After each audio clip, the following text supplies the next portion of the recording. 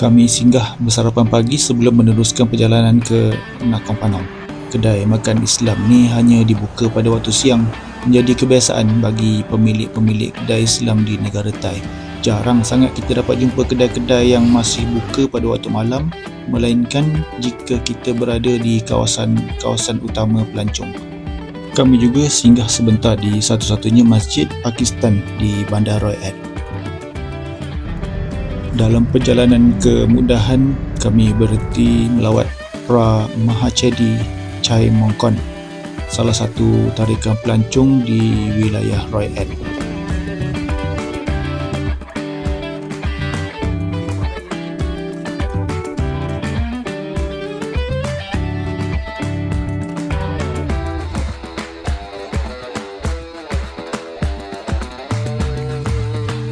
Kami tiba di Bandar Mudahan sekitar pada waktu tengah hari. Boleh tahan panasnya pada waktu ni.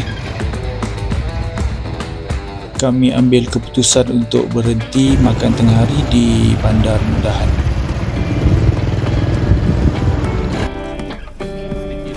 Setelah selesai makan tengah hari, kami melawat Wat Roy Pu Manoram yang terletak di atas bukit menghadap Sungai Mekong. Dari puncak bukit ni, kita akan dapat melihat panorama pemandangan Bandar Mudahan dan juga Bandar Savannah Cat di sebelah negara Laos.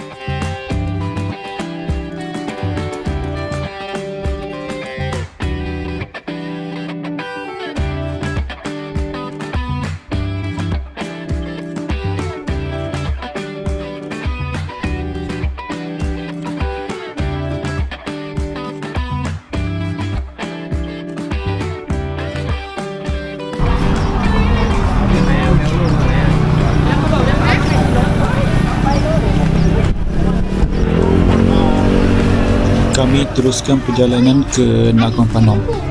Dalam perjalanan kami melalui Prasat Phanom, iaitu wat yang paling terkenal di wilayah Nakhon Phanom. Kami singgah untuk melihat suasana dan keadaan sekeliling wat ni.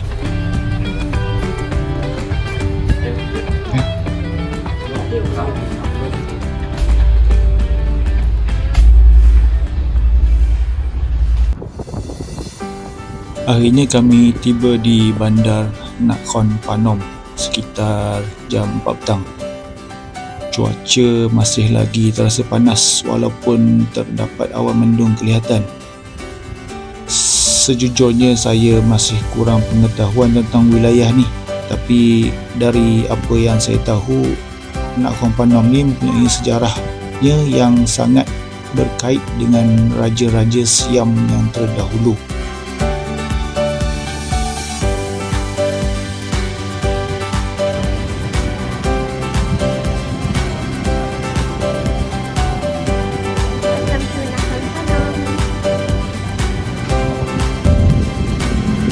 Selain dari itu, Bandar Nakhon Phanom juga terkenal dengan tempat riadah di sepanjang tebing Sungai Mekong yang menjadi tumpuan untuk pelancong dan juga warga tempatan. Ada pertalian di antara Bandar Nakhon Phanom dengan negara Vietnam pada suatu masa dahulu. Jadi tidak hairanlah terdapat beberapa bangunan lama dengan pengaruh Vietnam dibina di sini. When they move to their country. Okay, when they move to the country. Yes, before war. Before war. After war. Oh, after war. After war. So they win, they move back to the country. Yes. If someone don't want to go, just stay here. Okay. Oh, that's the right thing. When the war ends, Vietnam people can choose and stay in Thai or Go back. come back to Vietnam. Build this together before separate. Before separate. For someone who want to Stay. stay in Thailand, someone who want to go to Vietnam. That's right.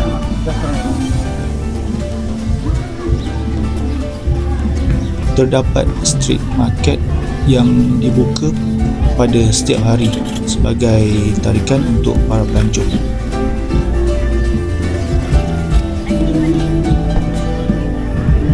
Ni your favorite? Dan baik. Dari apa yang saya lihat, majoriti benda-benda yang dijual di street market ni adalah hasil daripada sungai dan hasil daripada tanaman pertanian seperti buah-buahan dan sayur-sayuran.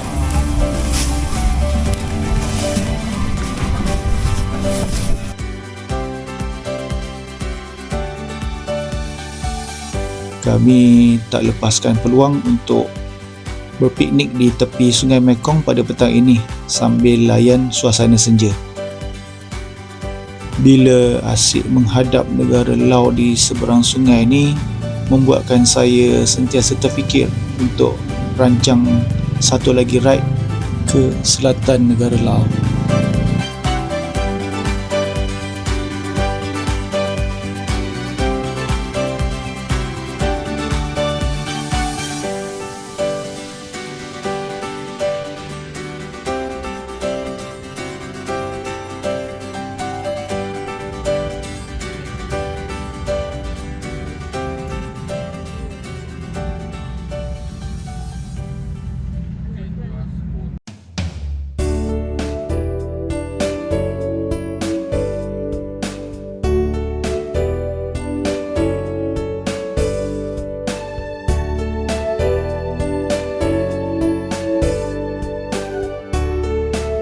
Kami keluar awal untuk melihat sunrise di tepi sungai dan pusing di sekitar bandar Nakhon Phanom untuk mencari sarapan pagi. Kebetulan pula ternampak satu kedai menjual daging lembu halal.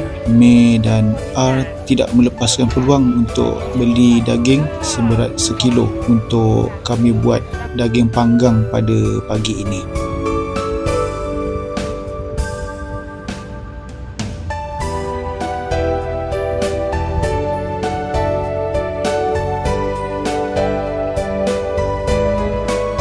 Tempat untuk kami bersarapan pula pada pagi ini di bawah jambatan Friendship Bridge, Thailand dan Laos. What a view! Saya terfikir saya akan datang kembali ke tempat ni dengan motor pula. Ada tapak perkemahan juga berdekatan dengan jambatan ni. Pemandangan pada waktu subuh pasti sangat cantik.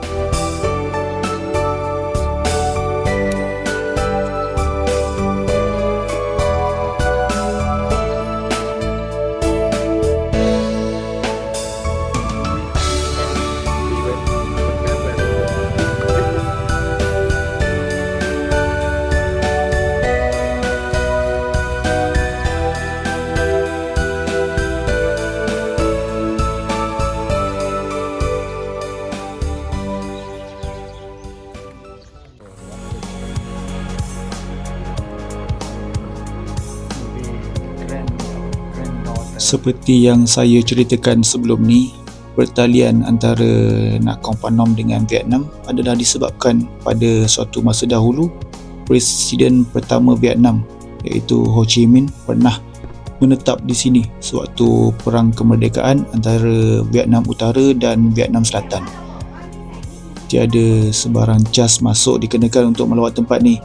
Namun terdapat kedai-kedai menjual cenderahati dan barang-barang seperti kopi Vietnam bagi pelancong-pelancong yang berminat untuk membawa pulang kenangan.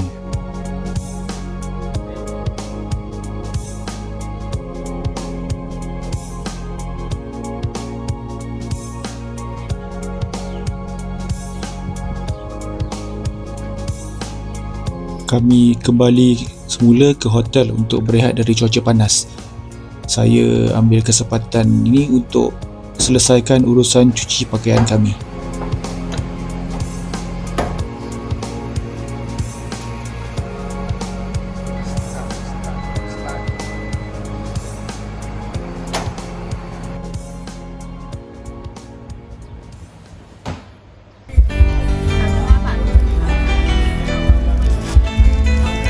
Pada setiap hari Sabtu terdapat pasar street market malam yang dibuka di tepi Sungai Mekong.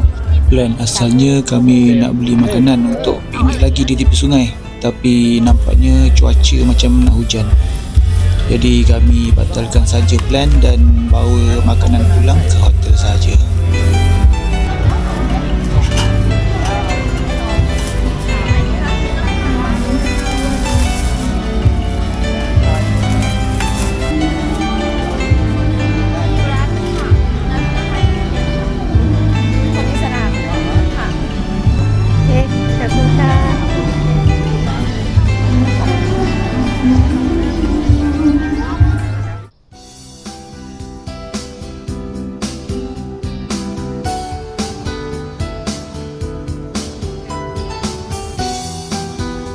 Ini adalah kali kedua saya dan isteri sampai di Sakon Nakhon. Sebelum ni kami pernah berhenti singgah bermalam di bandar ini sewaktu dalam perjalanan dari wilayah Bengkan pada bulan 1 tahun 2023 dahulu. Kami tak rancang pun untuk singgah bermalam pada waktu itu, tapi oleh kerana dah hampir malam kami ambil keputusan untuk berhenti. Semuanya disebabkan kami terlebih ambil masa waktu explore Wat Putok di Bengkan pada waktu tu.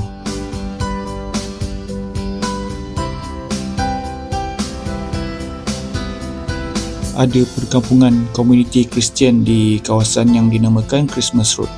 Terdapat beberapa bangunan lama dengan seni bina barat menunjukkan tanda-tanda bahawa terdapat pengaruh barat yang kuat di wilayah Sakon Nakhon pada suatu masa dahulu.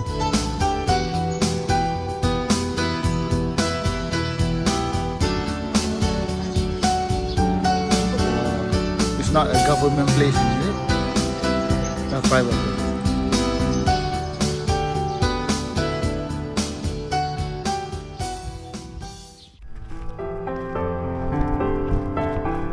Kami singgah pula di Wat Tam Padan yang juga terletak di atas bukit seperti kebiasaan bagi wat-wat di wilayah Isan yang lain. Di kawasan sekitar wat terdapat beberapa viewpoint dan juga muzium yang mempamerkan akar-akar dan batang pokok gerasi yang pernah hidup di kawasan ini. Batang pokok gerasi yang sangat besar, rata-ratanya bersaiz sekitar 10 hingga 20 meter ukur lilit. Terdapat juga sebuah kafe yang dibina untuk kemudahan para pelancong.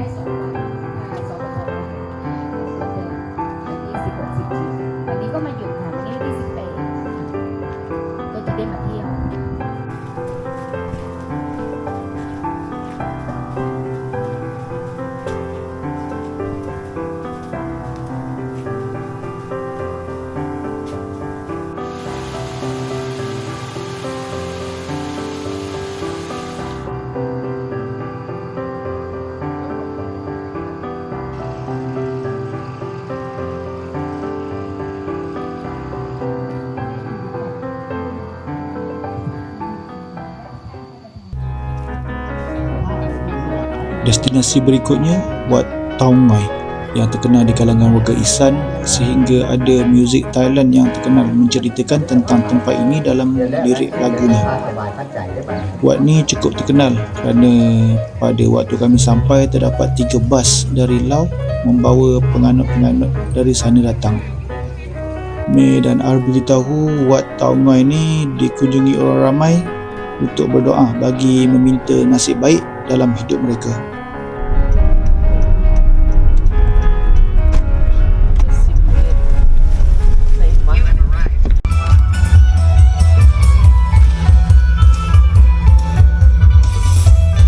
Pekan kecil Kutwa terletak di wilayah Kalasin. Pekan ini merupakan satu-satunya tempat di mana roket jenis spinning dilancarkan. Tiada tempat lain di seluruh negara Thai yang menggunakan roket jenis ini. Spinning roket yang dibuat menggunakan paip besi dan buluh ini dinamakan sebagai roket Thalai. Seperti mana festival di Yasothon, perarakan roket-roket Thalai di Pekan Kutwa ini juga berlangsung sehari sebelum event utama.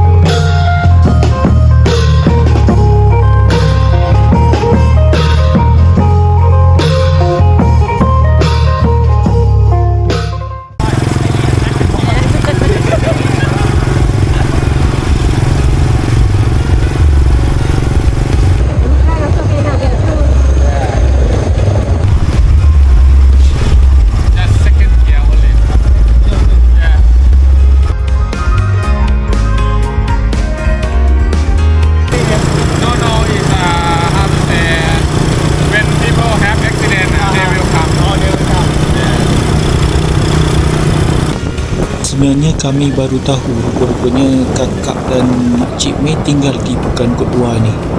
Jadi Mei tinggal keretanya di rumah kakaknya dan pinjam motor 3 roda saling untuk memudahkan kami bergerak dari Pekan ke hotel kerana keadaan jalannya agak sibuk pada waktu ni.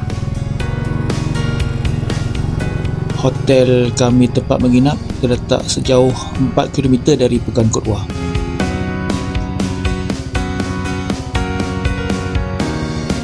Setelah selesai mandi dan tukar pakaian, kami bergerak semula ke tapak festival di Pekan Kod 2. Beberapa pentas hiburan dibina untuk hiburan pada waktu malam. Jadi jalan akan dipenuhi dengan kenderaan-kenderaan pengunjung.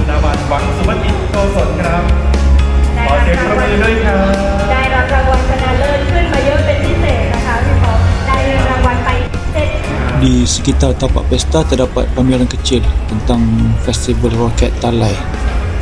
Banyak juga gerai-gerai lain didirikan di tapak pesta ni.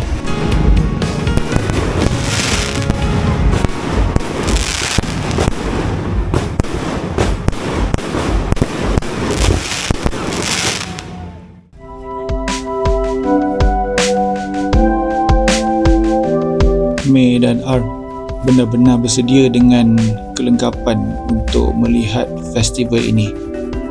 Saya terfikir juga, andai saya datang sendiri tanpa mereka, pasti pengalaman kami akan jadi sangat berbeza. Bayangkan berada di sini tanpa kemah atau payung pada waktu musim panas. Kemah-kemah yang disediakan hanyalah untuk para peserta. Jadi pengunjung perlu bawa payung sendiri untuk berteduh. Roket-roket ini dinamakan Talai.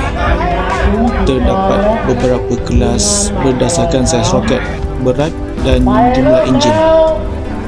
Dari berat 100 kilo hinggalah yang terbesar seberat hampir 2 tan. Untuk pertandingan ini, roket-roket dinilai berdasarkan berapa lama masa yang diambil setelah payung terjun diaktifkan. Lebih lama masa diambil, maka lebih tinggi kebaran kalian untuk menang. แจ้งเวลาเป็นทางการของสายฝนสิงห์วัดป่า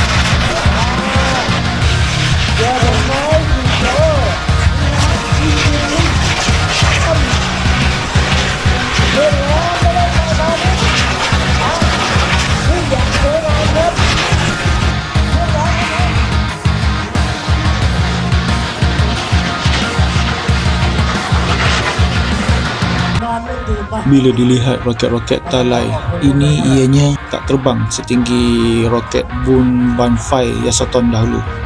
Namun dengan 4 dan 6 roket enjin, kesannya nampak jauh lebih dramatik bagi sesuatu roket buatan sendiri yang hanya menggunakan bahan api dari baja pertanian.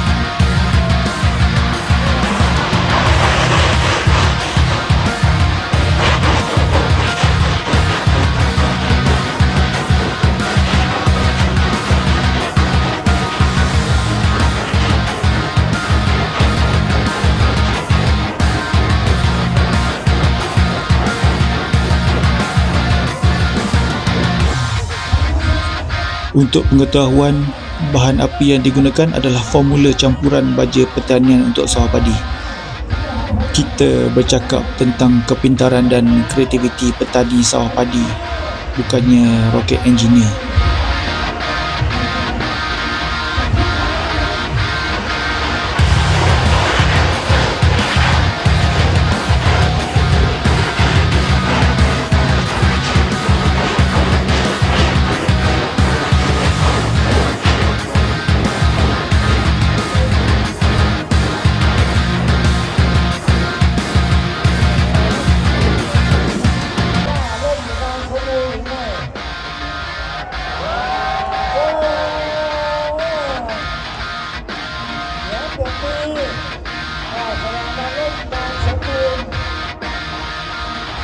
พูดอะไรไม่ Kami seterusnya menuju ke Mahasarakam untuk bermalam. ช่วงอากาศร้อน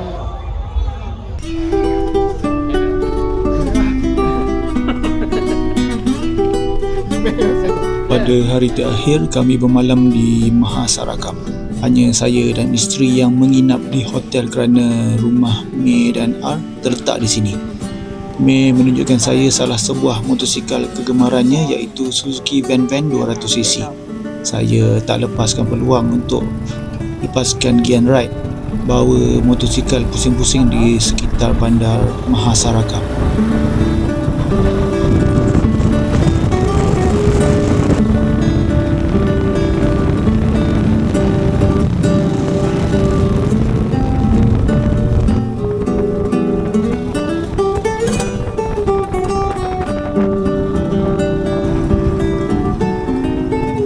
Sempat juga ronda di Universiti Mahasarakam tempat mengajar, iaitu di Fakulti Arkitek.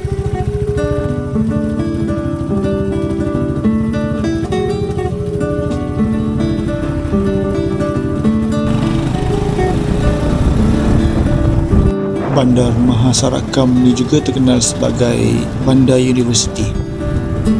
Terdapat sebanyak 4 buah universiti di kawasan bandar ni sahaja.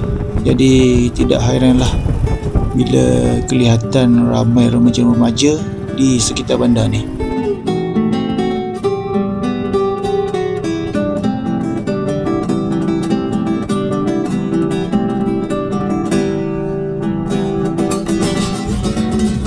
Sewaktu pertama kali lihat roket talai dalam video dulu, saya dah ambil keputusan untuk pergi dan lihat dengan mata kepala saya sendiri. Walau dengan apa cara sekalipun, saya akan cari jalan. Alhamdulillah, doa saya dimabulkan. Saya ditemukan dengan 2 orang sahabat istimewa ni untuk tolong saya capai impian.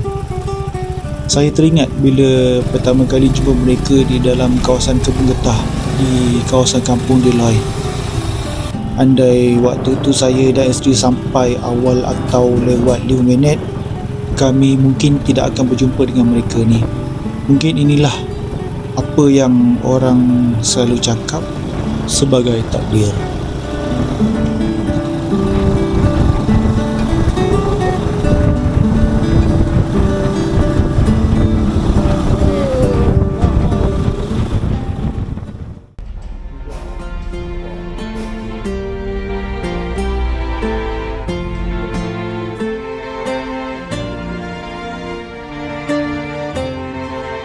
Bagi perjalanan pulang ke Malaysia, saya ambil keputusan untuk mencuba guna jalan darat dengan menggunakan bas. Alang-alang dah buat road trip, kita cuba semua jenis perkhidmatan awam. Kali ini kami akan naik bas dari Khon Kaen menuju ke Bangkok. Kemudian bertukar menggunakan perkhidmatan kereta api dari Bangkok untuk ke Hat Yai.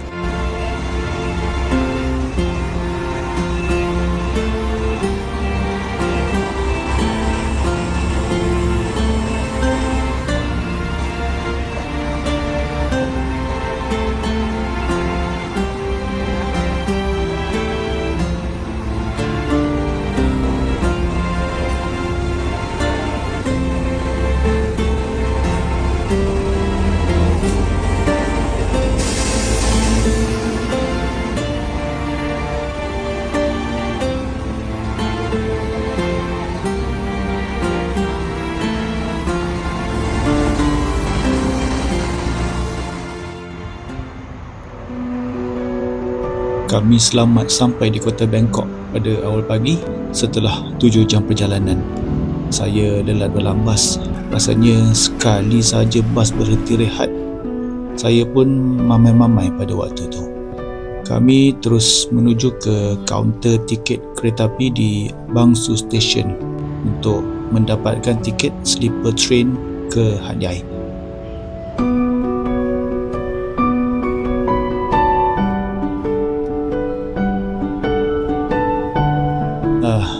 Sambung lagi perjalanan dengan kereta api selama lebih kurang 14 jam.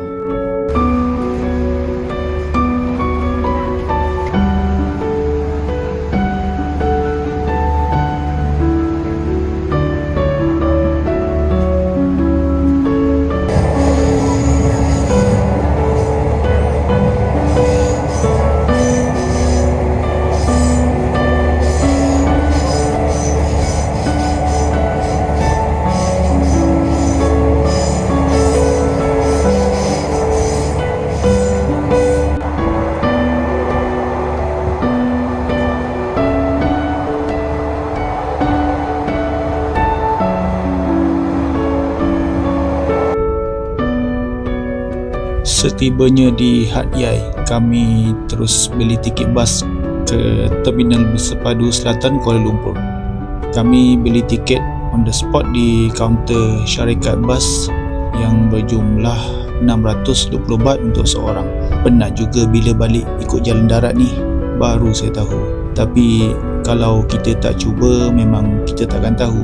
Itulah namanya pengalaman.